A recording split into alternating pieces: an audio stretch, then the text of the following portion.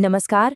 एक बहुत ही आम सी उलझन है। जब भी हाथ में एक बड़ा अमाउंट यानी लमसम कैपिटल आता है तो सबसे बड़ा डर यही सताता है कि कहीं गलत टाइम पर तो मार्केट में एंट्री नहीं ले रहे। आज के इस विश्लेषण में हम बिल्कुल इसी गुत्थी को सुलझाने वाले हैं। हम जानेंगे कि मार्केट के ऑल टाइम हाई पर फंसे बिना अपने इस बड़े अमाउंट को समझदारी और पूरी सुरक्षा के साथ कैसे डिप्लॉय किया जाए। आइए एक नज़र डालते हैं कि आज हम किन किन चीज़ों पर बात करने वाले हैं। सबसे पहले हम समझेंगे लमसम रिस्क की असलियत को, फिर कुछ बेहतरीन विकल्पों जैसे गोल्ड और silver funds, balanced advantage funds, aggressive hybrid funds और निफ्टी 50 इंडेक्स फंड्स को डीकोड करेंगे। और हाँ, सबसे आखिर में हम बात करेंगे लमसम इन्वेस्टिंग के नियमों की। सच मानिए, ये छठा और आखिरी हिस्सा इस पूरी चर्चा की जान है, तो इसे बिल्कुल मिस मत कीजिएगा। तो चलिए बिना किसी देरी के शुरू करते हैं हमारा पहला सेक्शन, लमसम रिस्क की हकीकत। आखिर ऐसा क्या है जो एक बड़ी रकम को मार्केट में एक साथ डालते वक्त हमें इतना अलर्ट कर देता है? देखिए, एसआईपी और लमसम का बुनियादी फर्क समझना बहुत जरूरी है। एसआईपी में पैसा धीरे धीरे किश्तों में जाता है, जिससे टाइमिंग का रिस्क अपने आप बढ़ जाता है। लेकिन लमसम में एक ही बार में पूरा कैपिटल डिप्लॉय हो जाता है।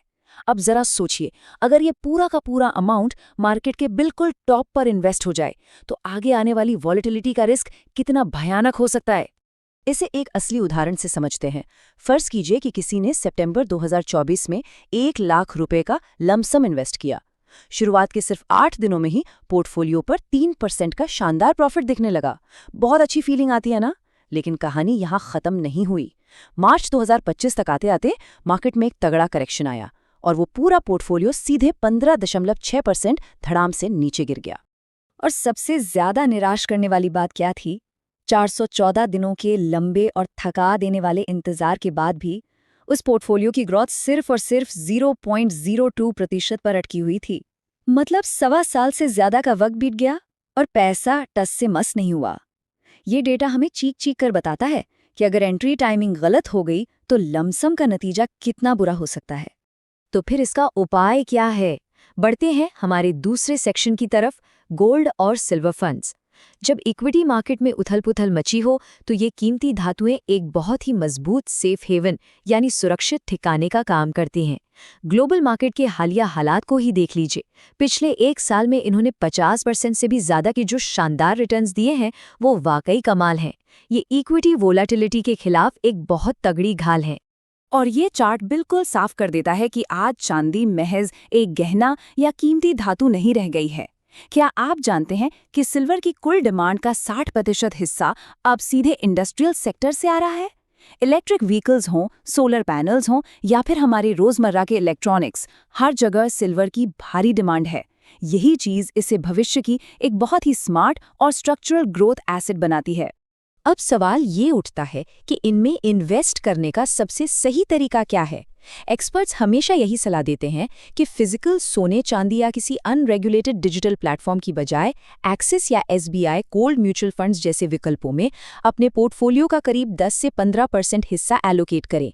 इसका फायदा, पहली बात, ये सेबी से पूरी तरह रेगुलेटेड है।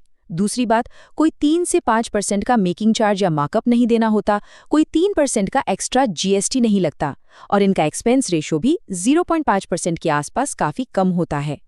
चलिए अब रुख करते हैं हमारे तीसरे सेक्शन का, बैलेंस्ड एडवांटेज फंड्स, या जिन्हें हम डायनामिक कैपिटल प्रोटेक्टर्स भी कह सकते हैं। ये उन इन्वेस्टर्स के लिए एक बेहतरीन विकल्प है जो मार्केट की भारी गिरावट से अपना बचाव तो चाहते हैं लेकिन खुद रोज रोज मार्केट को ट्रैक नहीं कर सकते। इसके पीछे का मैकेनिज्म समझना बहुत ही दिलचस्प है। डायनामिक एसेट एलोकेशन असल में एक ऐसी स्मार्ट रणनीति है जो मार्केट की चाल के हिसाब से इक्विटी और डेट के बीच अपने आप बैलेंस बनाती रहती है।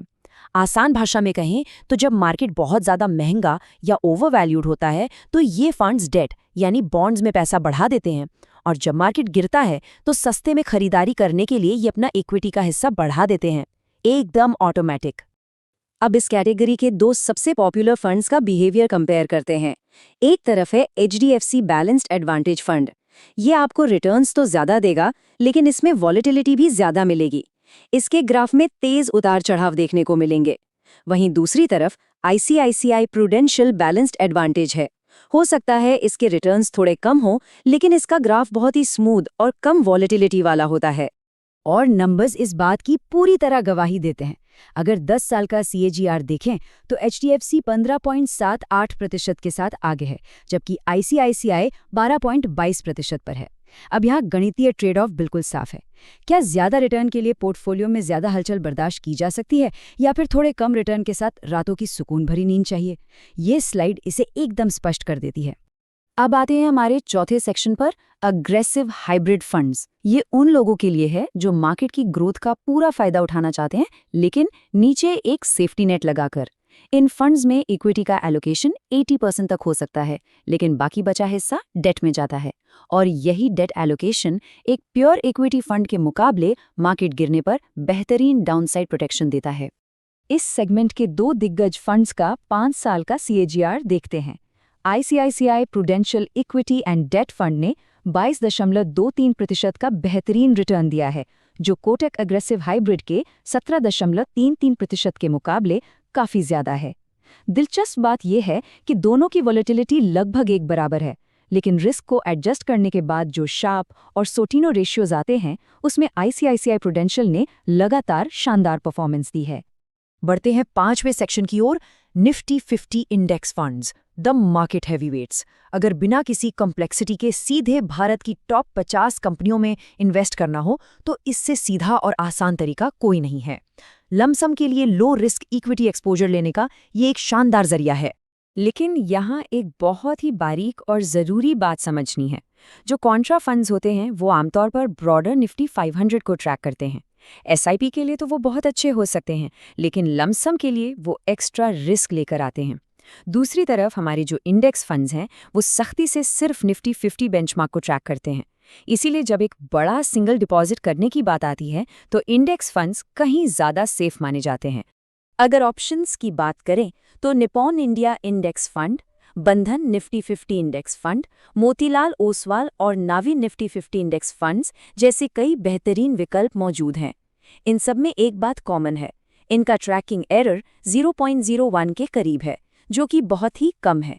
मतलब मार्केट की सबसे बड़ी कंपनियों में अपना कैपिटल लगाने के लिए ये एकदम भरोसेमंद गाड़ियां हैं।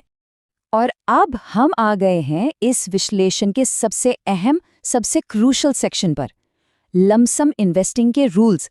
अभी तक हमने ये तो समझ लिया कि क्या खरीदना है, लेकिन अब जो हम बात करने वाले हैं वो ये तय करेगा कि उसे कैसे खरीदना है। यही वो डिप्लॉयमेंट फ्रेमवर्क है जो असल में गेम बदलता है। इस रणनीतिक फ्रेमवर्क के 3 सख्त नियम हैं। पहला, कभी भी ऑल टाइम हाई पर एक मुश्त पैसा न डालें, थोड़ा सब्र रखें, मार्केट के करेक्शन का इंतजार करें। दूसरा है 20 से 30% का नियम, अपने पूरे कैपिटल को छोटे छोटे हिस्सों में तोड़ लें और जब जब मार्केट में डिप आए तब तब उसे डिप्लॉय करें। और तीसरा सबसे स्मार्ट तरीका, पार्क एंड स्विच। पहले अपने बड़े अमाउंट को किसी लो रिस्क फंड में सुरक्षित पार्क कर दें और फिर वहां से धीरे धीरे उसे रिस्की इक्विटीज में ट्रांसफर करें। और यहाँ एक बहुत ही कड़वी लेकिन ज़रूरी चेतावनी है जिसे बिल्कुल नज़रअंदाज नहीं किया जा सकता। अगर मार्केट का कोई गहरा और पुराना अनुभव नहीं है तो अचानक से अपना कोई भी बड़ा lump sum amount small cap, mid cap, multi cap या सेक्टोरल फंड्स में डालने की भूल बिल्कुल ना करें। इन फंड्स में वॉलेटिलिटी इतनी ज़्यादा होती है कि बिना एक्सपीरियंस के लिया गया ये कदम कैपिटल को बहुत भारी नुकसान पहुंचा सकता है। तो अब इस पूरी चर्चा के बाद खुद से एक सवाल पूछिए, क्या अगली बार जब मार्केट में कोई बड़ी गिरावट आएगी तो वो पैनिक का कारण बनेगी या फिर सही रणनीति के साथ कैपिटल डिप्लॉय करने का एक शानदार और प्लान किया हुआ अवसर? सच्चाई यही है कि अगर सही फंड्स की जानकारी और सख्त डिप्लॉयमेंट रूल्स का फ्रेमवर्क हो तो मार्केट का करेक्शन डर नहीं बल्कि संपत्ति बनाने का सबसे बड़ा हथियार बन जाता है। इस विश्लेषण में जुड़ने के लिए बहुत बहुत धन्यवाद। सीखते रहिए और समझदारी से इन्वेस्ट करते रहिए।